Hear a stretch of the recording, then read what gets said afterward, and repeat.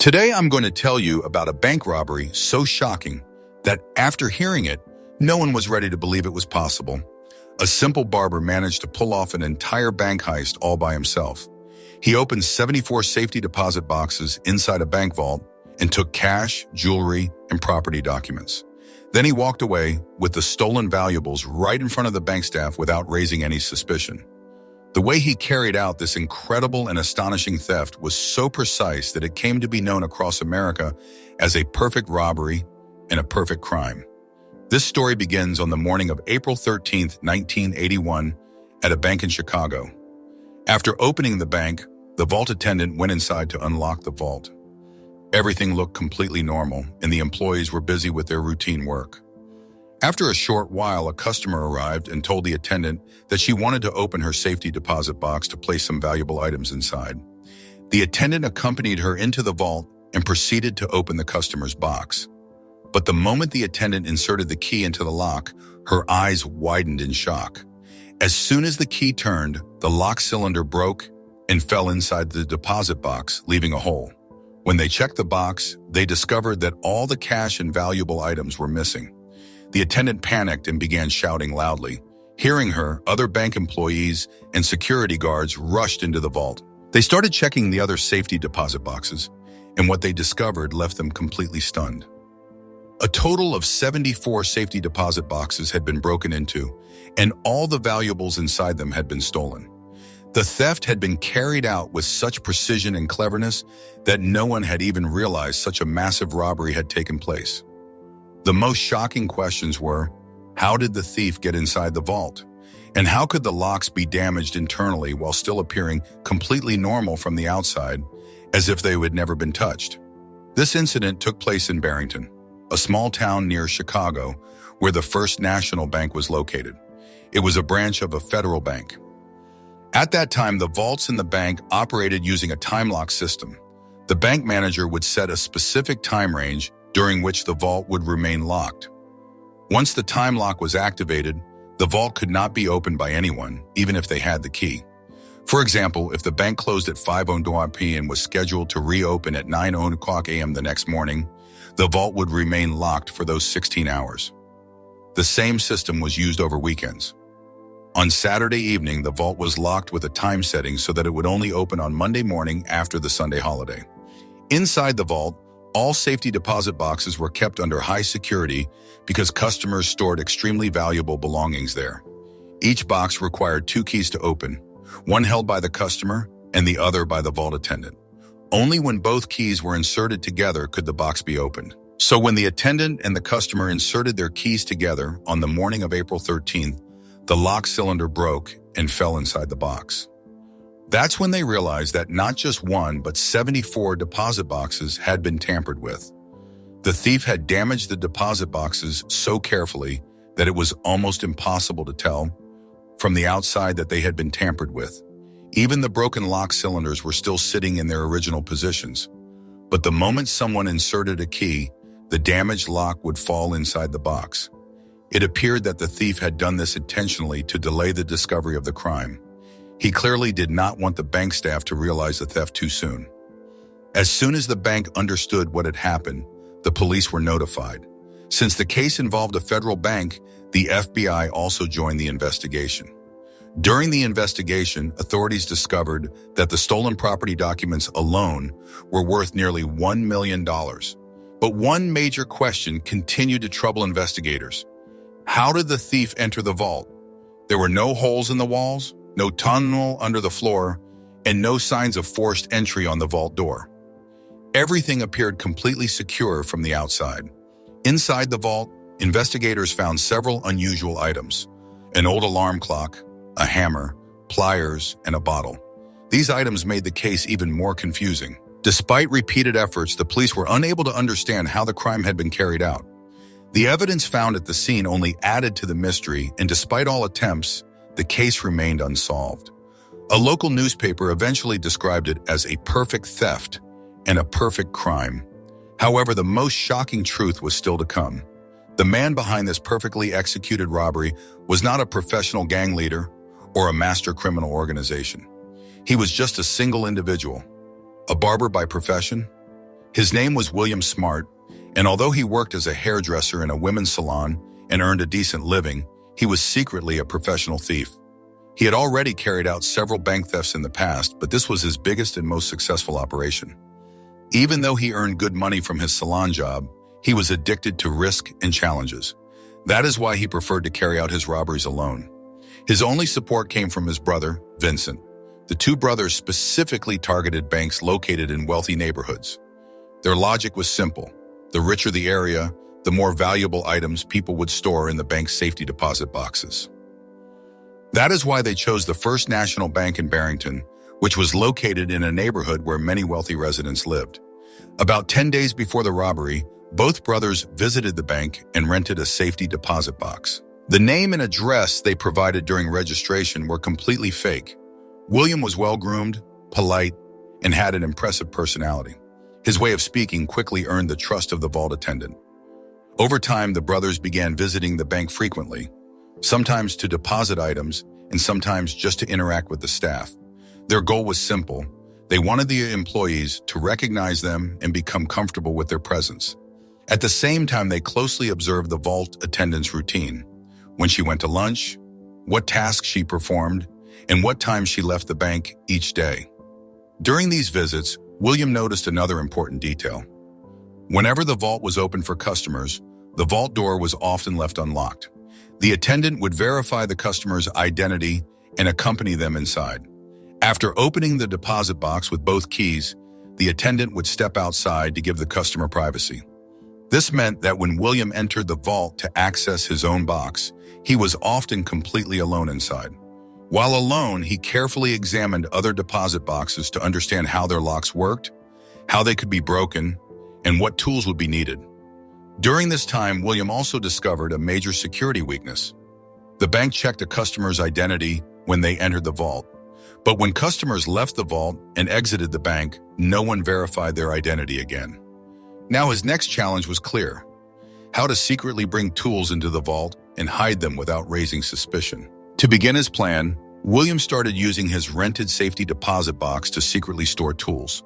The very next day, he brought a few small tools inside his bag and went to the bank. After the vault attendant opened his deposit box and left him alone, he quietly placed the tools inside. He repeated this process over several visits, bringing in tools little by little so that no one would become suspicious. Eventually, his entire deposit box was filled with equipment. However, he still needed larger tools, and some of them were too big to fit inside the deposit box. William had already told the bank staff that he was a painter and that he often needed to store large artwork and supplies inside the vault. Because of this, whenever he brought a large bag with him, the staff assumed it contained paintings or art materials, and no one questioned him. But he still needed a place inside the vault to hide his larger tools. That's when he noticed something important. The vault had a false ceiling, and due to poor maintenance, there were small gaps above it. These gaps allowed him to hide larger items out of sight. Over multiple visits, William secretly hid large tools, a flashlight, food, and other materials inside the false ceiling, everything he would need to carry out the robbery. The next major step was to disable the bank's alarm system. The vault alarm had been designed to trigger if anyone tried to break through the walls or floor. Although William's plan did not involve entering through the walls or floor, he was still concerned that breaking the deposit box locks might activate the alarm. To avoid this risk, he damaged the sound accumulator of the alarm system, which was relatively easy for him to access. But William was extremely cautious. He knew that disabling one alarm might not be enough. There could be hidden backup alarm systems inside the bank. To locate them, he came up with a clever and surprising method. He brought an alarm clock into the vault and set it to ring at 3:00 a.m. Then he hid it inside the false ceiling. That night, when the clock rang at 3:00 a.m., the bank's hidden alarm systems were triggered, and the police immediately arrived at the bank. William was watching the bank from outside. This confirmed for him that additional hidden alarms were still active. Since the police found nothing unusual, they eventually left. Over the next 2 days, William carefully searched for the remaining hidden alarm systems and disabled them as well. To make sure everything was now safe, he repeated the test. Once again, he placed an alarm clock inside the ceiling and set it for 3:00 a.m. This time, when the clock rang, no police arrived. This confirmed that all alarm systems in the bank had been successfully deactivated. Now only one major challenge remained. How would he stay inside the vault long enough to carry out the robbery? The method he chose was extremely risky. On the morning of April 11, 1981, William went to the bank and told the vault attendant that he wanted to access his deposit box. As usual, she opened the vault for him and then left him alone inside. As mentioned earlier, the bank recorded entries into the vault, but there was no system to track when a customer exited. The attendant assumed William had finished and left the vault. When she saw no one inside later, she locked the vault from the outside, believing that he had already gone home. But William was still inside. He had chosen this particular bank for a specific reason. Inside the vault, the rows of safety deposit boxes were arranged in such a way that there was a narrow hidden space behind one of the cabinet sections. This area was not visible and was rarely noticed by anyone. Using this hidden gap, William climbed onto the cabinet and squeezed himself into the concealed space. He remained hidden there the entire day. That evening, the vault attendant activated the time lock for the weekend and left the bank. Now William had the entire night of Saturday and all of Sunday to execute the robbery without interruption. Once William was sure that the bank had closed and all the employees had left, he came out of the hidden space. He turned on his flashlight and began taking out the tools he had hidden earlier inside the deposit box and the false ceiling. He had brought specially modified stock bolts that matched the size of the safety deposit box locks. His plan was to reinstall these after breaking the original locks so that the boxes would appear undamaged from the outside and no one would suspect anything. He began opening the safety deposit boxes one by one. While doing this, he was extremely careful to ensure that the outer parts of the boxes were not damaged. Working in the dark and breaking so many locks carefully was exhausting, so he kept drinking coffee to stay alert and reduce fatigue. He had intentionally chosen Saturday night so that he would have the entire day on Sunday to complete the operation without any pressure. As he worked, he also cleaned up any metal pieces or debris that fell to the floor, making sure there was no visible sign of tampering. After finishing the theft, he reassembled all 74 safety deposit boxes.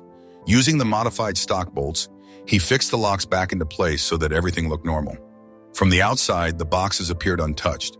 However, as soon as someone inserted a key, the damaged locks would fall inside.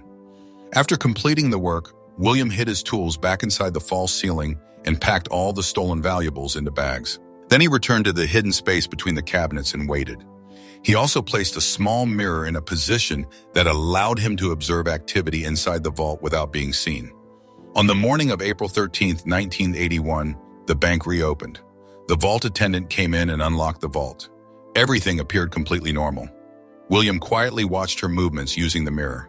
As soon as the attendant stepped out of the vault, he put on construction-style work clothes and came out of his hiding place. At that time, renovation work was already being carried out inside the bank, and construction workers were frequently moving in and out. Taking advantage of this situation, William calmly walked out of the vault carrying bags full of stolen valuables. He passed right in front of the bank staff, but no one suspected anything because workers were expected to be moving equipment around. Outside the bank, his brother Vincent was waiting in a car. William placed the bags in the trunk, and the two of them drove away. William Smart had successfully carried out one of the most astonishing bank robberies in history. His method was so precise and carefully planned that no one inside the bank had any idea that such a massive theft had taken place. That is why this incident came to be known as a perfect robbery and a perfect crime. But the question remained, would William Smart ever be caught? What would the police and the FBI discover during their investigation? Since the bank was part of a federal system, investigators left no stone unturned. They photographed every corner of the vault, and forensic teams carefully searched for fingerprints. However, they found nothing. The item that puzzled investigators the most was the alarm clock found inside the vault. When they later discovered that the vault's alarm system had been disabled, they realized that this was not an ordinary theft, but a highly organized and carefully planned operation. Investigators developed a theory: no one could plan such a detailed operation without having prior access to the vault. This meant that the thief must have rented a safety deposit box before the robbery. Based on this theory, the police began investigating all 74 customers whose deposit boxes had been targeted. During the investigation of the 74 customers, the police verified their names and addresses. They discovered that all of them were genuine, except for 2 individuals whose names and addresses turned out to be completely fake. Investigators immediately suspected that these 2 men were responsible for the robbery. With the help of bank employees, the police created sketches of the suspects, but they were still unable to locate them. Over time, the case went cold and remained unsolved. However, about a year later, an unusual incident at another bank in a different city near Chicago led to a major breakthrough. One day, a customer entered the bank's restroom. Suddenly, part of the false ceiling collapsed onto him. When he looked up, he felt as if someone was moving above the ceiling. Alarmed, he immediately informed bank security. A security guard brought a ladder, climbed up, and shined a flashlight into the false ceiling. What he saw shocked him. He noticed movement, as if someone was hiding there. The police were called immediately. When officers arrived, they warned the person hiding above to come out or they would open fire. The man who finally emerged from the ceiling was none other than William Smart. After being taken into custody, William revealed that the bank's vault was located close to the false ceiling. He had hidden his tools there and was planning another robbery using the same method. The police recovered his tools, and during the investigation, it was confirmed that these were the same types of tools used in the Barrington First National Bank robbery. Based on this evidence, his brother Vincent was also arrested. Both men were brought to the First National Bank, where bank employees identified them as the same individuals who had rented the deposit box earlier. During interrogation, the police also discovered that William had been involved in several other bank thefts. By that time, the total value of his stolen assets was estimated to be around $2 million. Investigators asked him why he continued committing crimes even after stealing such large amounts of money. William replied that he was addicted to risk and challenge, and that was the reason he carried out the robberies, often alone. Both William and his brother were charged for the First National Bank robbery. During the trial, they were sentenced to 20 years in prison. However, the judge told William that his sentence could be reduced if he helped recover the stolen property. William then revealed the location of the stolen valuables. He had hidden them underwater in a lake. When the recovered items were brought to court, they were badly damaged and had a strong odor due to being submerged for so long. However, most of the valuables stolen from the Barrington Bank were recovered. Because of his cooperation, William's sentence was reduced from 20 years to 8 years. Eventually, William explained in detail how he had carried out the robbery using the false ceiling and the hidden spaces inside the vault. After this case, banks across the United States made major changes to their security systems. The use of false ceilings inside vault areas was eliminated, and any hidden or unused spaces were sealed or removed. This incident forced significant changes in banking security practices across the country. How did you find this story? Let us know in the comments. Don't forget to like and subscribe to the channel. See you in the next video.